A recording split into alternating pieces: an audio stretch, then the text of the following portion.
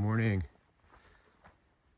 It is 5:55 and I am enjoying a hot cup of tea, some muffins, and some oatmeal. We have 17.5 miles, as we mentioned yesterday, and we can get a little bit later start, but I think we're going to be still getting going by 6:20-ish or so. So I'll catch you on the trail here. A little bit of climbing today, like 900 feet or something, which is no big deal, over several miles. So it's just a gradual 100 feet every, half mile or something. So it's not going to be that big of a deal. But the scenery should be good for climbing. So that's cool. Something a little different. The scenery changed a little yesterday. We went to the plateau and then we got into some trees like this again, which was nice because it was kind of boring. We'll catch you on the trail here shortly. Okay, 6:30, and we're on our way, and that's even taking my time with tea and oatmeal, which takes a little bit longer. We're leaving the campsite here. Karen, the other hiker, Karen, was the only one that caught that. She was actually here before me. I saw another hiker or another camper. I didn't know who it was, so I came over. She camped right there. She leaves at like 4 in the morning. So she left yesterday at that cedar tank because she had camped over there too. She left at 4. She left at 4 again today. Well, I don't know how she does that, but that's too early for me. I don't like hiking in the dark anyway, but she said she likes the night sky, so that's cool. So we got 17.5 today with some climbing. I kind of made it a little bit easier because of the 220 pluses 2 days in a row. Okay, so that's about it for right now.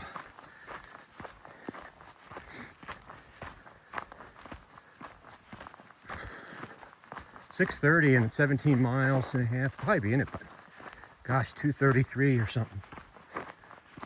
Just take our time today. It's not nearly as cold. It's no wind at all. Absolutely zero wind.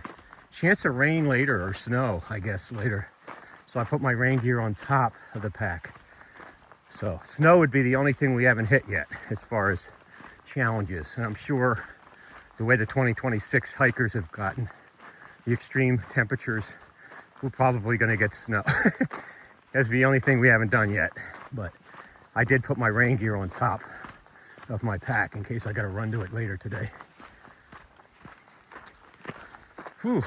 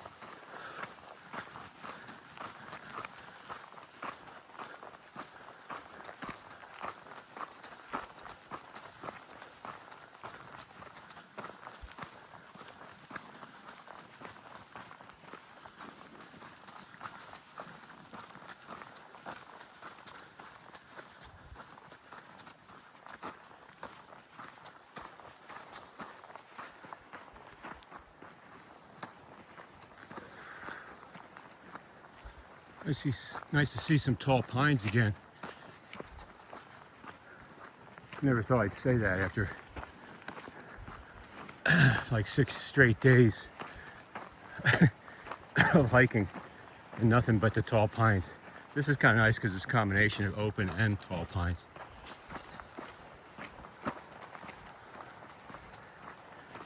I just kind of take it easy today. This is nice.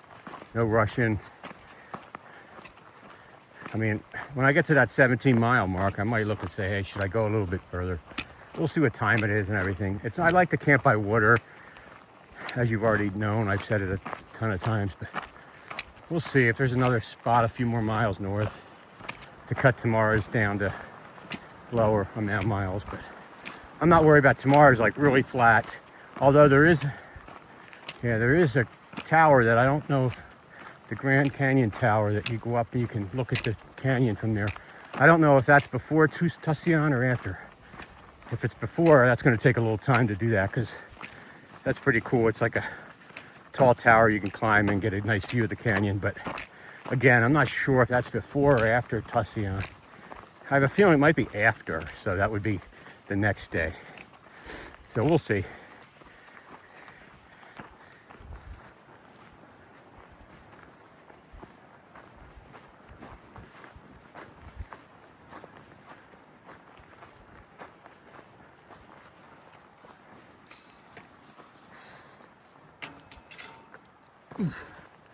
So I just saw U-Haul, the guy I met at Mormon Lake.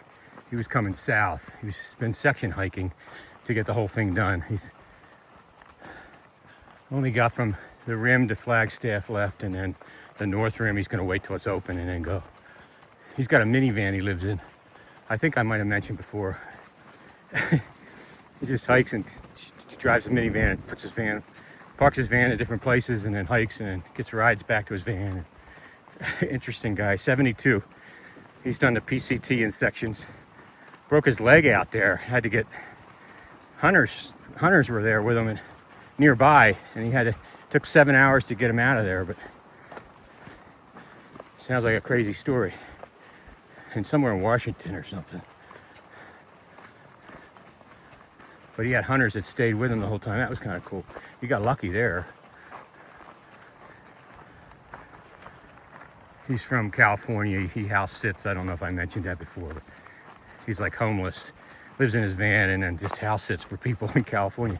Like $1 million homes. So he's funny guy. The famous Russell tank. I don't need any water, so I don't have to go climbing up that ladder and get any. So there's another water source, 2.7. It's also called the Russell tank. There's like 2 Russell tanks. I guess we'll see. I'll take a break at that one. It's 2.7 miles. I still might not need water, but we'll see.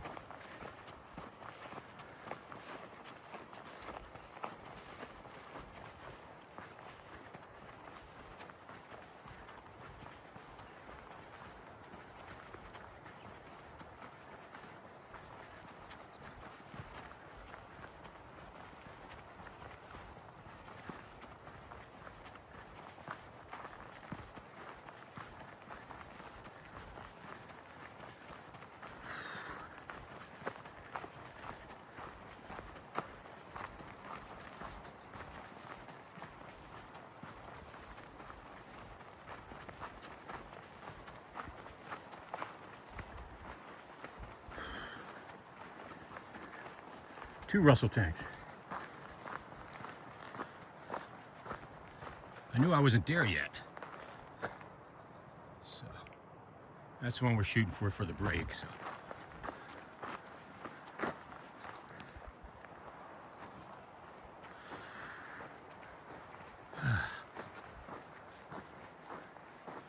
All right, we got to our break point here.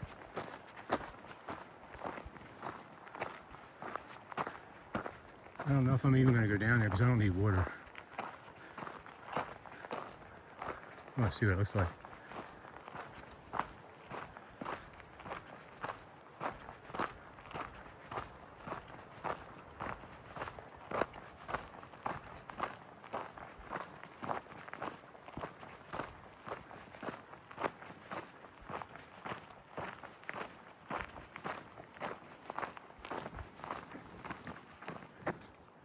It is what it is. Like I said, this cooler weather, I don't need as much water, so I want to head back here. I still have 1.25 liters, so that'll get me to... Actually, I have my hydration 1/2 liter too, so I'm going to go over here and find a spot to sit down. And looks like there's restrooms up here. A little tiny kiosk or something.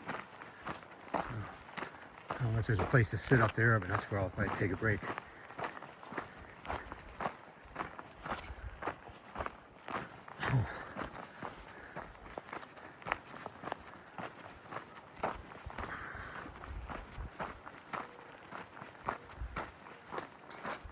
I was walking on the trail and I smelled something pretty bad.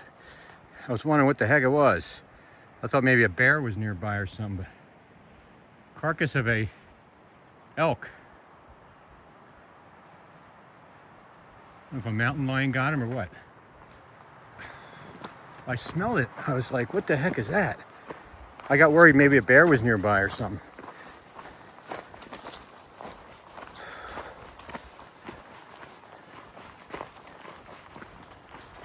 Glad we have an early day because it's gonna rain pretty soon. It's supposed to snow tonight, so it's nice we get everything all set up before all that comes in, maybe.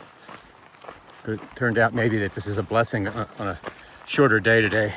Only got 5.9 or 5.8 at this point to camp, and it's only like 11, so we'll be there like at 1:30, but if it's gonna rain this afternoon, that might not be a bad idea anyway.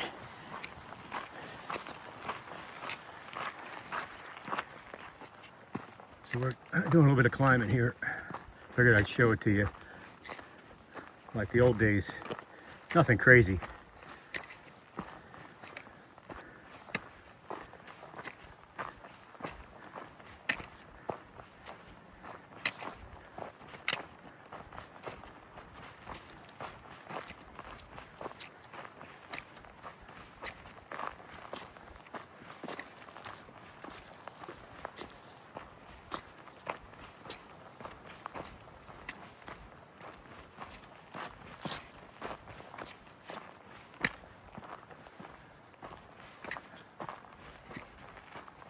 I know you probably can't even really see that we're going up at all, but we are a little bit.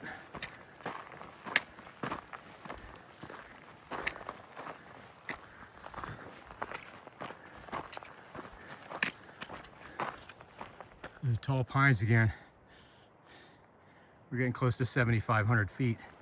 We're camping at 7,400 and the snow level is supposed to be 75. So it'll be interesting. I bought some more Velcro for my rain fly, which tore because of the zipper. So I've been using safety pins, but if it's gonna rain, I gotta get that thing closed. It's only over the vestibule of it, but still, I don't want water coming in there. Safety pins are good, but I don't have enough to spread it out. I have to spread them out. It's too much of a gap between where it's. I'll show you tonight when I fix it. It's funny looking back on the trail now. They keep advertising with this really nice signage, the Russell tank. And it's like, that was like the worst water I think I've seen on the trail almost. They really want to tell you about that Russell tank. I even saw a comment on, or somebody on the far out said to skip that and go to this wildlife tank, which is where we're going to camp at. But he puts in there, you take the road, it's a mile shorter. And it's like, I'm going to put my own comment and say, be a purist and take the Arizona Trail. That's what we're out here for. If you want to take a road, take this interstate up to the border. I don't understand that road walk. A lot of folks out here do that. They see these roads and they're like, oh, that's a shortcut. You know, I'm gonna go take that. It's like, are you doing the trail or are you just looking for roads to take to get to, you know, to the next spot? I don't know. I'm a purist. Even that U-Haul guy, you know, he's like, yeah, it keeps telling me, take this road, you save 4 miles. And, you know, I'm like, well, he did like the whole PCT that way. It's like, you're not really hiking the trail if you're looking for all these shortcuts. I know it's nice and you're smart and, you know, you're analytical and yeah, that's great. But if you want to walk roads, don't take the trail, just walk roads. I mean, that's just the way I am. I'm sorry, I'm going on a little bit of a rant here, but to see that far out comment talking about taking the road, it's a mile shorter. That's just, come on. Really? You're that tired, you can't do an extra mile here to get to the next water source? Sorry, I'll get off my soapbox. I'm not sure if it's me or what, but I think we're starting to see the beginning of the Grand Canyon here. That opening there, I don't know if that's part of the old river system, and then I know it's starting to look kind of neat as we get closer here. We're only like 20 miles or so to this. We'll probably not see a whole lot more today, but tomorrow for sure we're going to start seeing, you know, we'll have the helicopters will be going over, and because it's the weekend. Today's Saturday, tomorrow's Sunday, so a lot of activity over here at the canyon, I'm sure. Nice, I'm getting in Sunday night, and at least maybe some of the visitors will be leaving for the weekend to get back to school and stuff, because it's not the summer break yet. So I blew past the junction to get to the water. Here's the sign. Instead of putting a nice sign, they got this little thing on the ground here. Somebody got creative with an arrow. You know, it would have been nice to have a sign. This is water, and the last water was, you know, a long way back, and it's a long way forward. You know, they need to, you know, indicate where this stuff is. Frustrating. Okay, so the water's over there. That's the wildlife tank, which is really nice. The only thing is no camping within a quarter mile.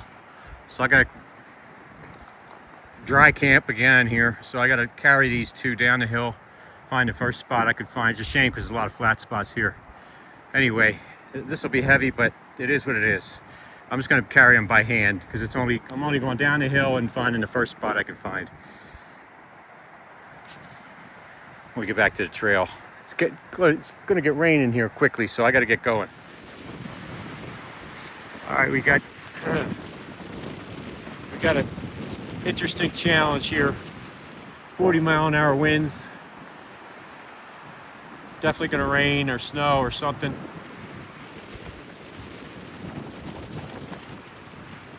So it's probably going to be it for the night.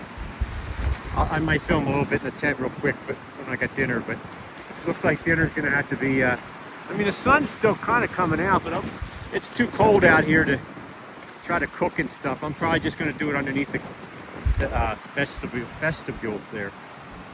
So you guys have a good night. Might check back one more time, but it's going to be an interesting night. Hopefully I don't blow away here. I had angled the tent the other way, but the wind shifted on me. So I need to get in there so it doesn't blow away.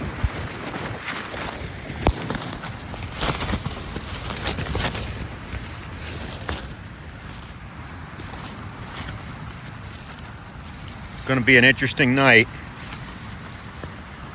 Hopefully this rain fly will stay on.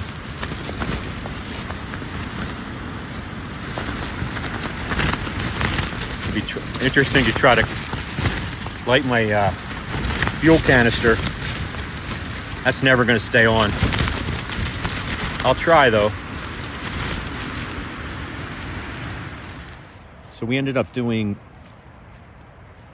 18.5 instead of 17.5 miles today. I went another mile carrying the water because it had a sign saying you could not camp within a quarter mile of that place. So anyway, this has been a challenge. Tomorrow will be the 5th day, heading into Tucson for my hot shower and pizza and beer, and it'd be really nice to get done. This last night's going to be challenging. You can hear the wind. Hoping it dies down and we don't have a lot of snow in the morning. So it's all flat though to Tucson. So from Tucson, 7 miles south of the Grand Canyon. We'll do the Grand Canyon, the 7 miles the next day to get the permit. We can only go 7 miles, then we got to get a permit to camp down below. So we'll go into more details of that. You'll get the 5 videos tomorrow night. So, and then that 7-mile one that you get, that'll be almost real time because I'll upload that as soon as I get done checking out the backcountry office. So that's probably going to do it. You guys have a good night. I'm going to have pasta tonight and get my tea going here shortly. Take it easy. So you let a little time go by and it's not totally cleared, but definitely gotten colder. But I'm able to come out of my tent. I was claustrophobic in there anyway. I just had my tea and cookies. I didn't have dinner yet. I was gonna cook that in a tent, but I don't know. It's getting cold. I may still stay in my tent for dinner. I don't know. I just want to come out and get some fresh air. Just thought I'd check back with you to show that weather turning on a dime here. Still looks ominous though. We're probably gonna get something tomorrow, tonight or tomorrow. I just want those winds to calm down, because if that rain fly was to fly off and it was raining and it's cold, I could seriously get like hypothermia and stuff. So you got to really be careful.